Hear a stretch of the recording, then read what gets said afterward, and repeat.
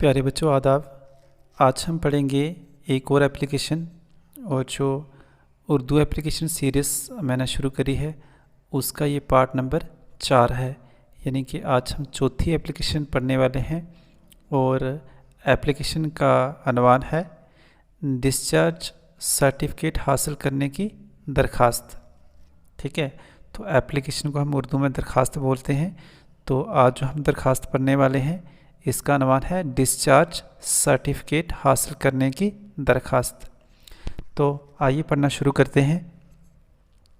सबसे पहले देखिए, यहाँ पे आपको जैसा कि मैंने पहले भी बताया था, सबसे पहले हम लिखेंगे बखिदमत प्रिंसिपल साहब government higher secondary school Rajouri. तो यहाँ पर जो भी आपके स्कूल का नाम होगा वो आपने लिखना है। आपके स्कूल का नाम कुछ और भी हो सकता है। और ये जो दो वर्ड हैं जनाब और साहब, ये दोनों इकट्ठे नहीं लिखे जाते, तो आप इसको काट दीजिए। तो सिर्फ ये लिखिए बखिदमत प्रिंसिपल साहब government higher secondary school Rajouri. ठीक है, तो अब ये क्यों काटना है ये मैंने आपको जो पीछे वाली वीडियोस हैं उनमें बताया था। अगर आपको नहीं पता तो आप वहाँ पर जाके देख सकते हैं, क्योंकि इन दोनों लफ्ज़ों में से एक ही लफ्ज़ लिखा जाता है, जनाब और साहब इकट्ठा नहीं आता। तो इसके बाद हम लिखेंगे अनवान। क्या लिखेंगे? अनवान। जैसे कि आप इंग्लिश की एप्लीकेशन लिखते हैं तो उसमें भी लिखते हैं, यहाँ पर लिखेंगे आप अनवान। ठीक है, और अनवान में हम लिखेंगे दरख्वास्त बराए डिस्चार्ज सर्टिफिकेट। क्या लिखोगे? दरख्वास्त बराए डिस्चार्ज सर्टिफिकेट। यहाँ तक लिखना है आपने। तो या आप ऐसे लिख सकते हैं या फिर आप इस तरह से भी लिख सकते हैं कि डिस्चार्ज सर्टिफिकेट हासिल करने के लिए दरख्वास्त। तो अगर आपने बराए लिखा तो फिर आप के लिए नहीं लिखोगे, अगर आपने के लिए लिखा फिर आप बराए नहीं लिखोगे। देखिए इस तरीके से आप लिखोगे।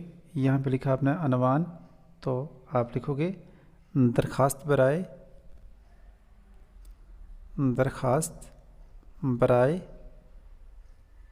Discharge certificate.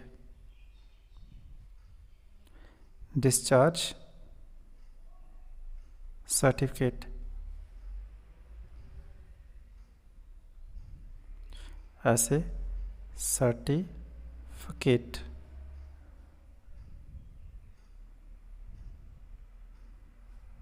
इस तरीके से ये सारा ऊपर लिखा हुआ है। जस्ट मैं आपको ये बता रहा हूँ कि जनाबे वाली लिखने से पहले आपको क्या लिखना है? अनवान। और अनवान में आपको लिखना है दरख्वास्त बराए डिस्चार्ज सर्टिफिकेट। हासिल करने के लिए ये आगे नहीं लिखना, क्योंकि जब आपने बराए लिखा तो फिर आप के लिए नहीं लिखोगे। उसके बाद जनाबे वाली के बाद आप ये डाल सकते हो। उसके बाद आप लिखोगे गुजारिश खिदमत है कि। और एक चीज़ यहाँ पे और देखना, यहाँ पे इन्होंने जो लिखा है गवर्नमेंट, तो यहाँ पर इन्होंने ये जो र होता है ये नहीं लिखा है। ठीक है, तो ये आप लगा लेना ओ के बाद, गवर्नमेंट। उसके बाद देखिए आगे, गुजारिश खिदमत है कि न्याज़मंद के वालिद महकमाए जंगलात। महकमाए जंगलात मतलब जंगलात के महकमे में। गुजारिश खिदमत है कि न्याज़मंद के वालिद महकमाए जंगलात में मुलाजिम हैं, उनका तबादला उधमपुर के लिए हुआ है। कहाँ के लिए हुआ है? उधमपुर के लिए हुआ है। घर के तमाम अफराद होते हैं जो मेंबर्स होते हैं घर के, फैमिली मेंबर्स। घर के तमाम अफराद उनके साथ जा रहे हैं, इसलिए न्याज़मंद अब यहाँ अकेले रहकर आपके स्कूल में अपनी पढ़ाई जारी नहीं रख सकता। न्याज़मंद को अपने वालिदीन पेरेंट्स के साथ ही जाना होगा, इसलिए बराए मेहरबानी, क्या लिखा इसने? इसलिए बराए मेहरबानी न्याज़मंद को डिस्चार्ज सर्टिफिकेट अता किया जाए, ताकि न्याज़मंद अपने वालिद साहब और दीगर अहले खाना के साथ जाकर किसी दूसरे स्कूल में दाखिला ले सके और अपनी तालीम जारी रख सकते। तालीम कहते हैं पढ़ाई को, समझ आई? अपनी तालीम जारी रख सके। तो ये थी डिस्चार्ज सर्टिफिकेट हासिल करने के लिए दरख्वास्त। उसके बाद आपने इसको जब एंड में आपने लिखना है तो कैसे लिखना है? जैसे यहाँ पर इसने लिखा है नवाजिश होगी, और उसके बाद आप लिखोगे अलारज़। ये जो तारीख इसने यहाँ पे लिखी है, जिसको हम तहरीर भी बोलते हैं, ये आप यहाँ नहीं लिखोगे, ये आप राइट हैंड साइड में यहाँ पर लिखोगे। और इसकी जगह आप क्या लिखोगे, इसकी जगह आप लिखोगे अलारस। यहाँ पर आपने अलारस लिखना है, या आप अलारस लिख सकते हैं या फिर आप लिख सकते हैं दरख्वास्त गुजार। तो उसके बाद आप अलारस के नीचे लिखोगे आपका ताबे फरमा,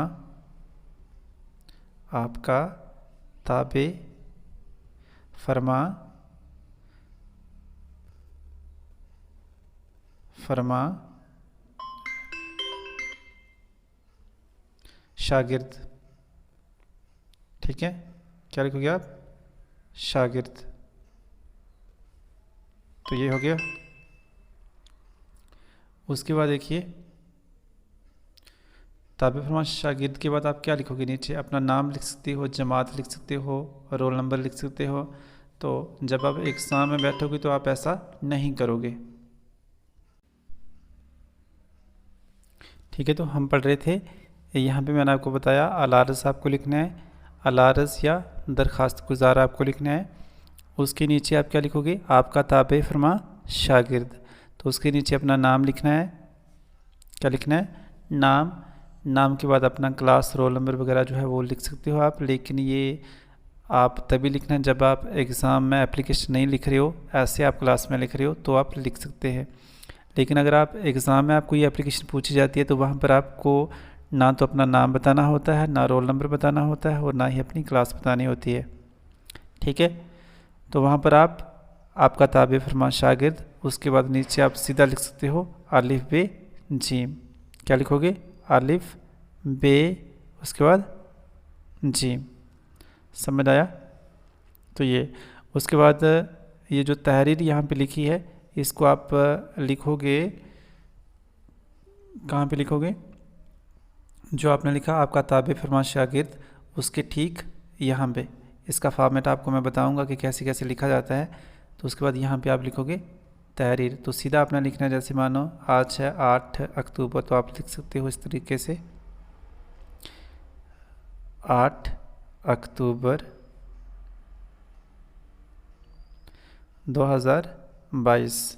मैं कोशिश करूँगा कि एक फॉर्मेट बनाकर आपको बताऊं कि किस तरीके से लिखा जाता है, लेकिन फ़िलहाल के लिए आपको मैंने बता दिया कि किस तरीके से आपको लिखना है। आज की वीडियो में बस इतना ही। अगर वीडियो अच्छी लगी तो वीडियो को लाइक करें, शेयर करें और चैनल को सब्सक्राइब करना बिल्कुल ना भूलें। Thanks for watching.